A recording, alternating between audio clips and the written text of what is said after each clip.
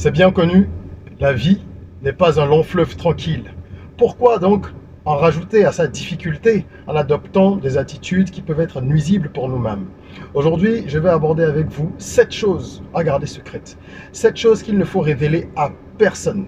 À l'heure des réseaux sociaux, il est important que l'on martèle ce genre de discours. Parce qu'on a tendance très facilement à se laisser aller, à ouvrir complètement tous les battants de notre vie, que ce soit en ligne, que ce soit avec des personnes également dans le monde physique, parce que les habitudes que l'on adopte au niveau de notre vie numérique, eh bien, elles finissent par se traduire également dans nos agissements de tous les jours, hors du monde numérique, donc dans le monde physique. Je vais aujourd'hui donc parler de ça avec vous et vous dire quels sont ces 7 choses, ces 7 sujets qu'il faut garder vraiment pour vous et pourquoi surtout il est important de le faire, pourquoi il ne faut pas en parler autour de vous à X ou Y. On en parle tout de suite. Je suis Régis Saizy, entrepreneur multipotentiel, conférencier, formateur et artiste. Je partage avec vous sur cette chaîne du contenu propulsif pour vous aider à rêver, oser et créer. Hello les rocks, j'espère que vous êtes solides. Moi je suis en parfaite forme et je suis plein de gratitude envers l'univers. Aujourd'hui on va parler de mindset. Il est important d'avoir un état d'esprit propulsif, c'est-à-dire un état d'esprit qui vous pousse vers le sommet, qui vous permette d'avancer vers vos objectifs, plutôt qu'un état d'esprit qui vous contienne dans la complainte, le misérabilisme, le calimérisme, etc. Il est important de vraiment travailler son état d'esprit. C'est pour ça que sur cette chaîne, même si on parle beaucoup de business et d'entrepreneuriat, on parle autant de mindset, de développement personnel, parce que pour moi, les deux vont de pair. On ne peut pas faire l'un sans l'autre. On ne peut pas avoir des business qui fonctionnent si on n'a pas un bon état d'esprit. On ne peut pas avoir non plus un bon état d'esprit et ne pas essayer de l'utiliser à réaliser de grandes choses. Donc pour moi, les deux vont de pair. Et il faut travailler cela. Aujourd'hui, on va donc parler de 7 choses, 7 habitudes qu'il est important de prendre si on veut parler des habitudes, ou alors cette chose qu'il faut taire. Et c'est surtout ça qu'il faut comprendre. Il y a des sujets qu'il ne faut pas évoquer avec les gens, parce que ça va se retourner contre vous bien plus vite que vous ne pouvez l'imaginer. Je suis certain que dans cette vidéo, vous allez retrouver des faits, des exemples qui vont vous rappeler des choses qui vous sont arrivées, ou en tout cas des événements, des incidents que vous avez vus tout au moins autour de vous, même s'ils ne vous sont pas arrivés. Mais très certainement, il y aura au moins un élément sur les 7 dans lequel vous allez vous retrouver, vous reconnaître directement et personnellement. Avant qu'on plonge dans le vif du sujet, je vous demande de vous abonner. Comme ça, vous allez rejoindre la communauté rock, la communauté des gens qui rêvent, qui osent et qui créent. C'est ce que nous faisons sur cette chaîne. C'est pour ça que notre mantra, c'est Soyons rock. Donc, abonnez-vous, activez la cloche de notification. Welcome on board. Bienvenue à bord. Alors, la première chose qu'il faut vraiment garder secrète, ce sont tes intentions. Les intentions, ce sont les graines de l'action. Quand je parle d'intention ici, je parle d'ambition, je parle de rêve, je parle de projet. Tout ce que vous avez envie de faire, envie de réaliser, vous devez le garder pour vous. Vous ne devez pas dire aux gens, j'ai tel projet, je veux faire telle chose, je dois faire ci, je dois faire ça. Laissez votre succès faire du bruit pour vous. N'allez pas exposer complètement vos plans. Évidemment, il ne s'agit pas de ne parler à personne, c'est-à-dire à 000 individus, parce qu'on a besoin d'avis. Vous avez peut-être besoin de quelqu'un qui vous conseille, vous avez besoin d'un consultant, vous avez peut-être un confident, ok, d'accord? Nous sommes des êtres qui vivent en société. On a forcément une, deux personnes avec qui on parle. Mais qui sont ces personnes-là? Comment vous les choisissez? Est-ce que vous êtes sûr que vous pouvez leur faire confiance? Parce que ce qui se passe, lorsque vous allez parler de vos plans, c'est que vous vous exposez à de nombreuses choses dangereuses. Vous vous exposez à des paramètres que vous n'êtes pas en mesure de contrôler. Le premier danger auquel vous vous exposez, c'est la jalousie des gens. Parce que beaucoup plus de gens sont jaloux de vous que vous ne pouvez l'imaginer. Il y a des gens jaloux et méchants qui vont, parce qu'eux, ils n'ont pas réalisé certaines choses, ils vont vouloir que vous ne fassiez pas pareil. Vous connaissez bien cette image dont on parle souvent en disant que lorsque vous essayez de grimper sur un arbre, l'Africain vous tire la jambe pour que vous restiez en bas, alors que sous d'autres cieux, on fait la courte échelle pour que quelqu'un monte, et ensuite, celui qui est en haut tend la corde. Je ne veux pas rentrer dans les clichés pour dire que c'est uniquement africain. Mais force est de constater que nous avons, entre nous, malheureusement beaucoup d'animosité et d'adversité, entre nous Africains. Donc, évitez de raconter vos projets, d'en parler, parce qu'il y a des gens qui peuvent vous tendre des pièges pour que vous échouiez dès le départ. pour que ça ne se réalise pas. Vous allez également être exposé à un autre type de personnes. Ce sont les gens négatifs, les gens qui ne croient en rien, les gens qui n'ont pas foi, les gens qui n'ont pas d'ambition aussi. Et qui vont vous dire, ouais, non, ça marchera jamais, ton histoire là, comment, laisse tomber mon gars, c'est n'importe quoi.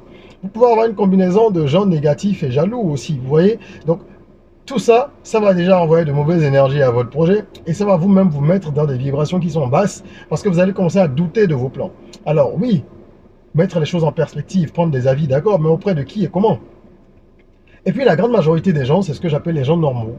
C'est des gens qui ne sont pas méchants, qui ne sont pas forcément négatifs, mais qui sont, je dirais, ils se laissent vivre, quoi. Ils n'ont pas d'ambition particulière. Donc, ils trouvent toujours que ceux qui ont la niaque, qui veulent aller loin, sont soit des mégalos, soit des grands rêveurs. Donc, dans tous les cas, vous allez vous retrouver avec, forcément, sur 10 personnes, vous en aurez au moins 7 ou 8 qui vont être de l'une de ces catégories-là. Et qui vont donc apporter leur lot de doute à votre projet, ce qui ne va pas faire de bien du tout aux graines que vous avez plantées. Parce que là, plutôt que d'être arrosé par de l'eau de pluie, ou elles vont être arrosées par de l'eau sale. Et forcément, c'est pas évident qu'elles poussent bien vos plantes. Sauf pour l'analogie, les plantes qui poussent dans des milieux où il y a de l'eau sale. Mais là, on est juste dans une analogie, pardon. Vous avez bien compris ce que je veux dire. Alors, qu'est-ce qu'il faut faire ensuite? Il faut garder également le silence sur vos points faibles. Gardez le silence sur vos points faibles et vos erreurs. Parce que lorsque vous révélez vos erreurs du passé, même du présent, c'est-à-dire des choses qui sont arrivées hier, avant-hier, etc., vous ouvrez une brèche. Vous dites aux gens ce que vous avez fait de négatif peut-être. Nous sommes des êtres humains. Nous accomplissons tous de bonnes actions, mais nous faisons aussi des conneries. Involontairement et parfois sciemment, des choses qu'on regrette juste après. Donc allez raconter comment est-ce que vous avez fait telle ou telle chose au bureau ou avec telle personne et que franchement c'est pas très bien. C'est déjà donner le bâton pour vous faire battre. Vous êtes en train de révéler un point faible, vous êtes en train de révéler un manquement. Donc quelqu'un peut s'en servir contre vous. Vos points faibles doivent rester strictement les vôtres. Je répète, nous avons tous des points faibles, nous avons tous des défauts, des vices, mais on n'a pas à les publier. Vous n'avez pas besoin de poster tous les vendredis, tous les samedis, des images de vous en boîte ou dans des bars, si c'est ce que vous faites, parce que c'est une manière de dire à la terre entière que bon, ok, vous êtes un clubbeur, peut-être que vous avez un penchant pour l'alcool, et c'est su, tout le monde le sait, on va vous avoir. Regardez à travers l'histoire. Tous les grands hommes, et là les femmes m'excuseront, mais c'est un fait, hein, je n'invente rien, tous les grands hommes, là je parle de grands hommes petit h pour le coup, qui sont tombés à un moment ou à un autre, ont été trahis très souvent par les femmes. Il y a de nombreux cas dans l'histoire, que ce soit en Afrique, en Asie, en Europe, je pourrais vous en citer plein. Et une petite recherche Google vous en convaincrait si vous en doutez. Parce qu'on savait que ces hommes-là avaient un faible pour les femmes, un faible prononcé, un faible fort, quoi. Et donc, qu'est-ce qu'on a fait? On a exploité leurs points forts, leurs points faibles, pardon. Donc quand les gens savent par où on peut vous attaquer, c'est dangereux. Est-ce que c'est l'alcool? Est-ce que c'est les femmes? Est-ce que vous êtes en colérique et qu'il suffira lors d'une réunion de dire X ou Y pour allumer la flamme et que vous sortiez de vos gants?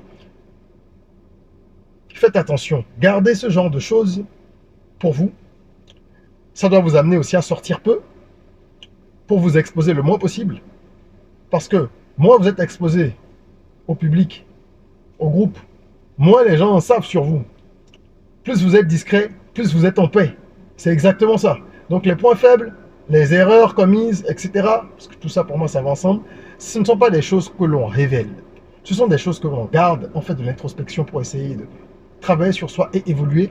À la limite, si vous avez un problème grave et que vous suivez une thérapie, parlez-en avec votre thérapeute. Si vous pouvez lui faire confiance, il y a toujours ce problème de confiance. N'oubliez pas que lorsque les missionnaires étaient en Afrique, ce sont les religieux, les prêtres qui servaient de taupe pour aller rapporter des infos. Donc faites attention à qui vous faites confiance. C'est très important. Et pour renforcer justement son mindset et son caractère, travailler sur soi-même, je vous invite à télécharger gratuitement le livret Soyons Rock. Il est en description. C'est un livret dans lequel vous allez trouver 12 clés qui vous permettent de travailler sur votre mindset quotidiennement. Ok, le livret, il est gratuit et il est associé dans une certaine mesure au projet musical Soyons Rock, qui est un album de développement personnel que vous pouvez également streamer ou acheter. Voilà. Par contre, le livret, lui, il est entièrement gratuit. L'album, vous pouvez le streamer également sur les plateformes ou l'acheter. Les liens sont en description. Ça va vous aider à travailler votre mindset. OK?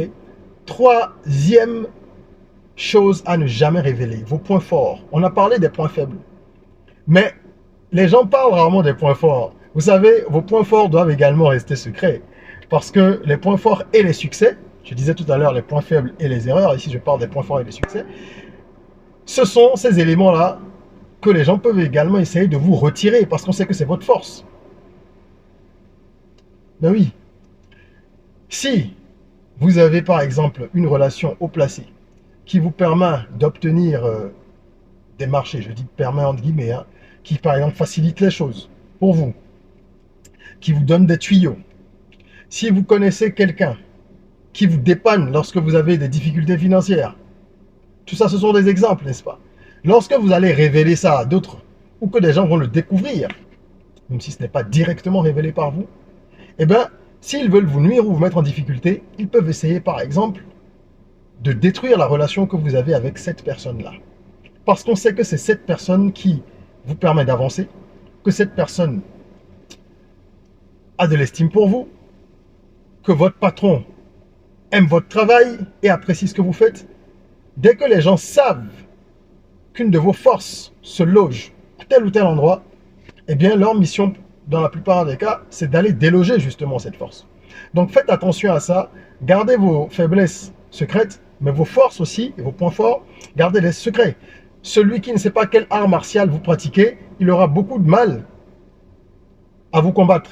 Il va essayer des choses et ça ne fonctionnera pas. Il se dira, mais où est sa force? Quel est son secret? Celui qui ne connaît pas vos tactiques de jeu, c'est pareil. C'est pour ça que dans le sport, vous voyez bien qu'avant les matchs, les équipes étudient le style, le style de jeu, les tactiques de leurs adversaires. Pour comprendre, on regarde les points forts, on regarde les points faibles.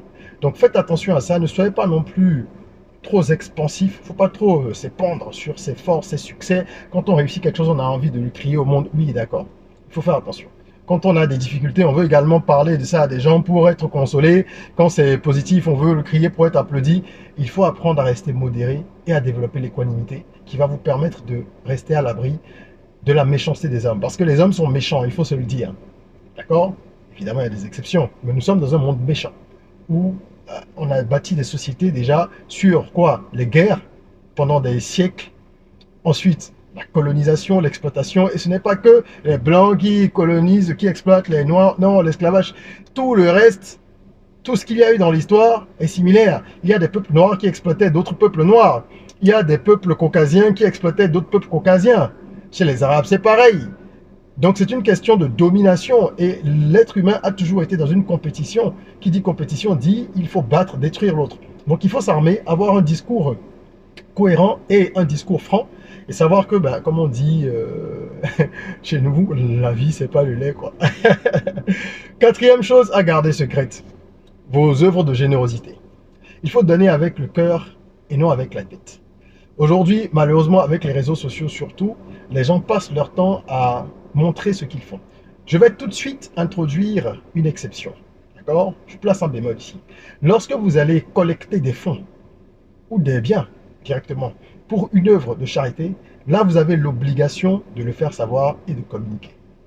Il y a une différence entre ce que vous faites sous par exemple le sceau d'une association et ce que vous allez faire à titre personnel. Exemple, moi j'ai une association depuis 2008 que j'ai fondée qui s'appelle Façonner l'avenir. Ok? Cette association, donc Façonner l'avenir, intervient dans différents domaines.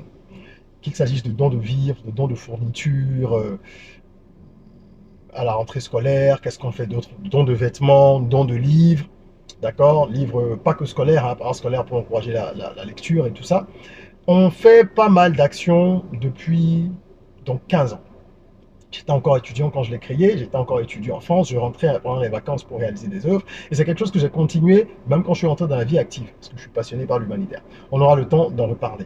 Bref, lorsque je réalise des actions à travers cette association, et qu'on sollicite donc la générosité des sympathisants, des membres et de toutes les personnes qui veulent contribuer, on a un devoir de reddition de compte. On doit rendre compte.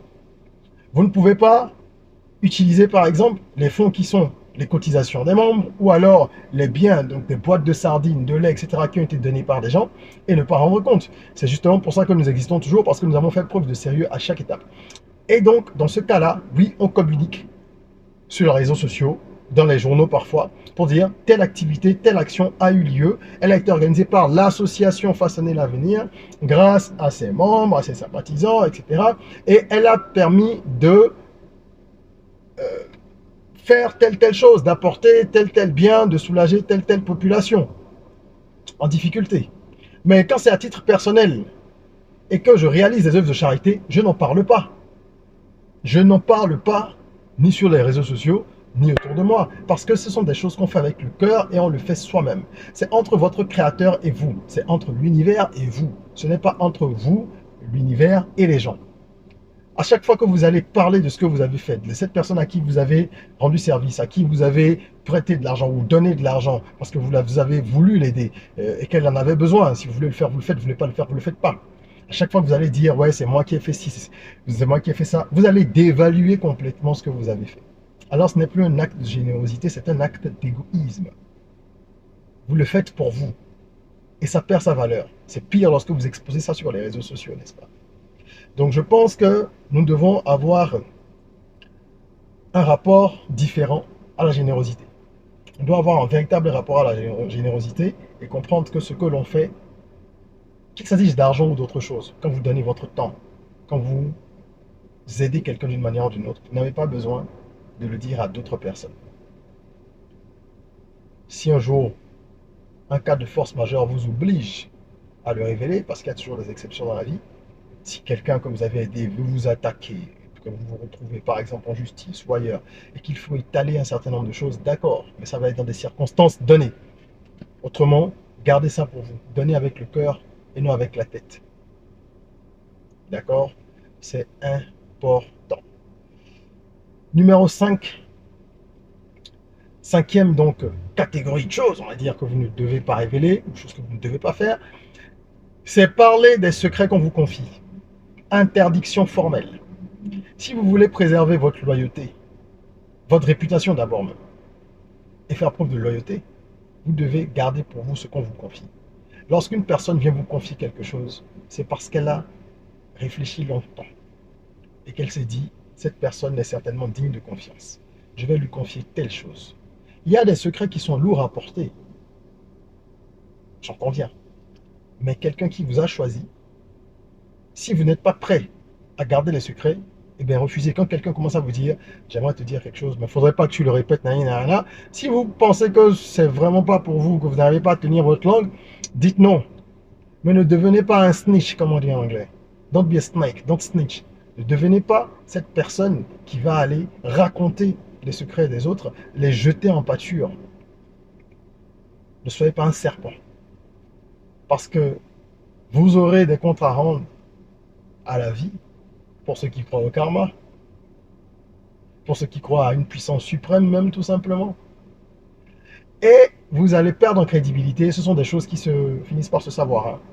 Que telle personne n'est pas fiable, lui c'est un bavard, et il est incapable de tenir sa bouche. Ce sont des choses qui finissent par se savoir. Et quand vous perdez en crédibilité, ce n'est pas bon pour vous. Pour votre personal branding, c'est une mauvaise chose. D'accord? Donc faites attention à ça. On a malheureusement trop de cas de ce genre. Ça arrive tout le temps. Tel m'a trahi, tel a fait ci, tel a fait ça. Rappelez-vous que la trahison vient toujours de l'intérieur. Elle vient toujours de l'intérieur. D'un proche, de quelqu'un de très proche, parfois même de votre sang. Alors il ne sert à rien de s'en offusquer. Hein. Il faut savoir comment les choses fonctionnent et prendre ses précautions. Numéro 6, les problèmes de votre famille ou les problèmes de votre couple. Ça, je pense que c'est la chose que les gens font le plus souvent dans cette liste. Aller se plaindre des membres de sa famille, aller se plaindre des situations qui prévalent dans sa famille, aller se plaindre de son conjoint, aller se plaindre de sa conjointe, parler de ses défauts, raconter les situations ou les scènes à son avantage. C'est déjà faire preuve de malhonnêteté, ça. Et lorsque vous allez parler de ce qui vous environne, de ce qui se passe autour de vous et qui doit être précieux, une fois encore ici, vous vous exposez aussi. La famille, c'est sacré. On ne choisit pas sa famille. En tout cas, dans notre perception basique. dans d'autres perceptions, on vous dira qu'on l'a choisi. Nous ne sommes pas là pour parler de ça. Peut-être qu'un jour, nous aborderons ces sujets. Mais globalement, lorsqu'on est dans une famille et qu'on se dit qu'on n'a peut-être pas choisi, ben, on doit faire avec. De toute façon, que vous l'ayez choisi ou non, vous êtes déjà là. Et la famille, vous n'allez pas la changer. Même si vous allez vous faire adopter, vous ne changez pas votre famille. Vous pouvez avoir une famille bis. Et encore, votre famille, ça reste votre famille, c'est votre sang. Et les problèmes qu'il y a dans votre famille, il y en a dans toutes les familles. Généralement, on pense que l'herbe est plus verte ailleurs. On envie la vie des autres. On se dit, ah, eux, ils sont solidaires. Ah, dans cette famille, ils se soutiennent. Ah, dans cette famille, ils font pas ci, ils font pas ça. En réalité, ils ont peut-être plus de problèmes que votre famille. Hein. Vous ne le saurez jamais jusqu'au jour où vous aurez une info et comme une boîte de Pandore, tout va sortir. Alors, arrêtez de penser que vous êtes dans la relation la plus pourrie du monde ou dans la famille la plus pourrie du monde et que vous avez besoin d'en parler à droite, à gauche. Déjà, en parler, ça ne va pas résoudre les choses. Parce que personne ne va résoudre les problèmes de votre couple ou de votre famille. La seule chose que les gens pourront faire, c'est détruire cette famille-là ou détruire votre couple à travers des conseils malvenus, donc une absence de bienveillance, souvent volontaire, parfois involontaire. Mais à part ces conseils-là qui seront rarement les bons, je dis rarement parce qu'il y a très peu de bons conseillers, qu'est-ce que vous voulez obtenir? Vous voulez la compassion des gens? Vous voulez que les gens pleurent avec vous? C'est ça que vous recherchez? Qu'ils pleurent avec vous? Mais qu'est-ce que ça change dans le fond? Ça vous conforte dans ce que votre famille n'est pas la bonne ou que votre conjoint n'est pas le bon. Si votre conjoint n'est pas le bon et que vous voulez le quitter, ben quittez-le. Si vous voulez quitter votre compagne, quittez-la. Réfléchissez, demandez le discernement au big boss, méditez, réfléchissez, pesez le pour, le contre. Si vous avez des gens de confiance, une ou deux personnes, éventuellement vous pouvez évoquer certains points sans rentrer dans les détails. Et à ce moment-là, leur avis peut venir servir de complément à votre analyse pour prendre une décision. Mais faites attention, c'est très délicat. Parce que quand on sait en plus que les trahisons viennent de l'intérieur, comme je vous dis souvent, exposer ces choses-là, c'est vraiment ouvrir la porte, quoi. C'est dire aux gens, voilà ce qui se passe chez moi, regarde. Si après on veut vous avoir, vous attaquer, vous détruire, c'est très facile. C'est très facile. Donc faites attention à ça. Et septième et dernier point de cette liste, vos possessions matérielles et votre situation financière, ce sont des choses qui doivent rester secrètes. Alors, si vous êtes dans un pays anglo-saxon, je pourrais modérer mes propos. Parce que parler d'argent, par exemple aux États-Unis, c'est quelque chose qui est assez admis. Ça ne pose pas de problème. Les gens vous disent combien ils gagnent.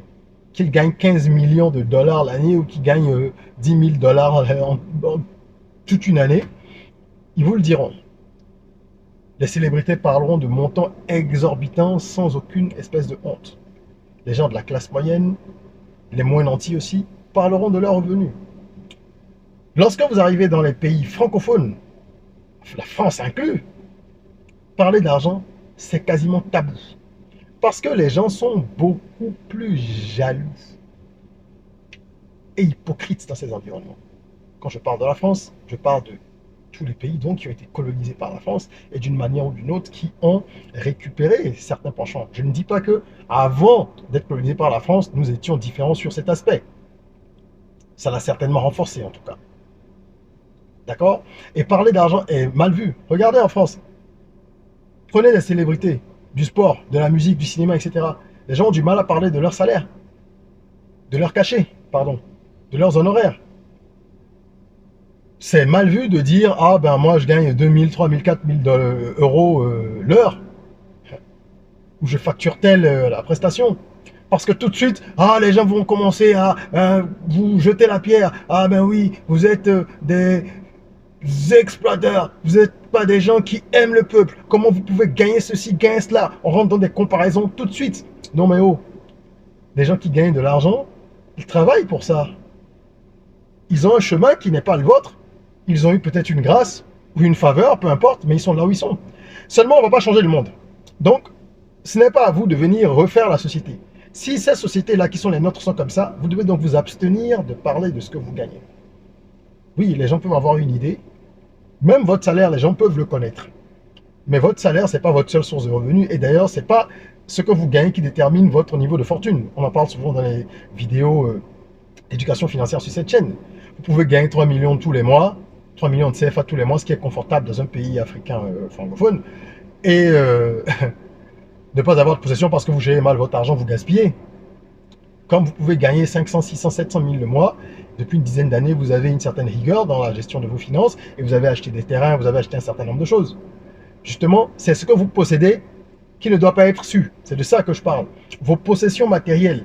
N'allez pas commencer à vous égosiller, à en faire étalage, ni online, ni offline. Gardez ça pour vous.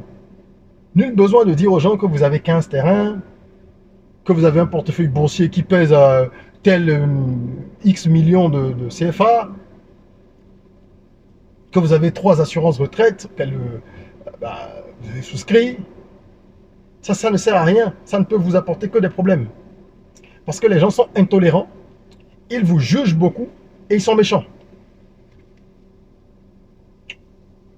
Donc ils vont tout de suite commencer à se dire comment il a gagné son argent. Qu'est-ce qu'il fait lui? Pourquoi lui il a ça? Pourquoi moi j'ai pas ça? Restez discret là-dessus.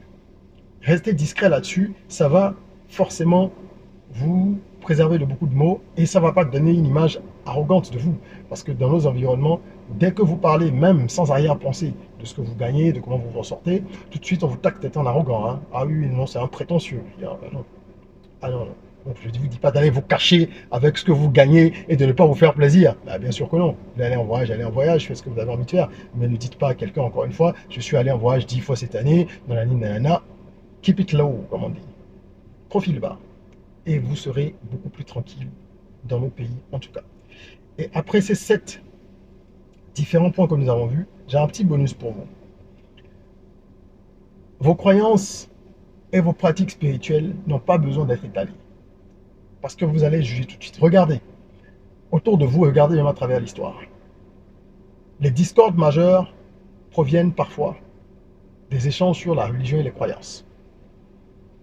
Quand ce n'est pas dû à l'argent, aux femmes ou aux hommes, donc aux relations sentimentales, eh bien ce sont les religions qui sont la cause des plus grandes disputes, des plus grandes discordes, des plus grandes scissions. Les gens vont juger vos croyances.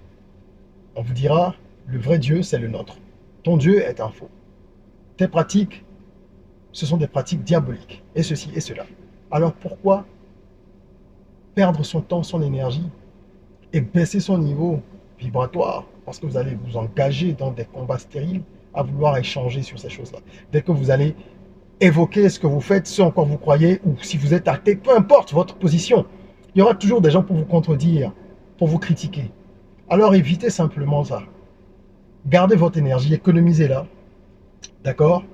Et évidemment, si quelqu'un vous pose une question et que vous voulez répondre, vous dites oui, moi je suis de telle obédience, moi je suis pratiquant de ceci ou de cela. Mais dès que la personne veut commencer à creuser, dites non, je ne parle pas, je n'en parle pas en détail, c'est des choses très personnelles, tu vois. Il vaut mieux couper court là pour éviter les problèmes. Donc encore une fois ici, il ne s'agit pas non plus de cacher votre religion, votre appartenance religieuse, vos croyances, mais il s'agit de vous préserver en simplement évitant les discours, les discussions. J'affirme, si on me pose la question, que je suis tel, je fais tel, si j'ai envie de le dire. Et après, je ne discute pas. Maintenant, quand vous êtes avec des personnes avec qui vous savez que vous pouvez discuter en profondeur de certaines choses, et qu'il y a des gens qui ont un certain recul, qui ont de l'élévation intellectuelle, là, bien sûr, c'est intéressant de mener des discussions philosophiques, parce que c'est en échangeant qu'on s'élève et qu'on se construit. Voilà ce que je voulais partager avec vous. J'espère que ça vous aura édifié. Mettez un like si c'est le cas. Partagez la vidéo autour de vous. Il faut que nous édifions le maximum de personnes possible dans la communauté. Et pour ceux qui auraient besoin de coaching, sachez que vous pouvez booker des séances d'1 heure de coaching en développement personnel ou sur des sujets business en cliquant sur le lien dans la description. Voilà, vous pouvez booker une séance avec moi. J'offre des séances d'1 heure, des séances de plusieurs heures aussi, des séances étalées sur plusieurs mois, selon les besoins et selon également ce que vous recherchez, la finalité. D'accord? Voilà. En attendant qu'on se retrouve pour une nouvelle vidéo, n'oubliez pas, prenez soin de vous, de votre corps, mais aussi surtout de votre mind. Rêvons, osons, créons. C'est un rock.